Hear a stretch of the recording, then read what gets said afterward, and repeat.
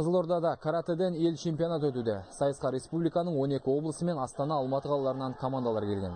12 жастан жоғары жасөспірімдер мен ересектер арасындағы жарысқа шығыс жекпе-жегімен айналысатын 100-ден астам спортшы қатысуда. Жалпы елімізде карате Шинко-Шинг 2004 жылдан бері кең қанат жая бастады. Бүгінде қазақ каратешілері Азия құрлығы бойынша көш бастап тұр. Ал әлемдік рейтингте 3-ші сатыға табан тіреген. Қазіргі таңда шығыс жекпе-жегіне ден қойған жас өнерлердің аяқ алысы тәп-тәуір.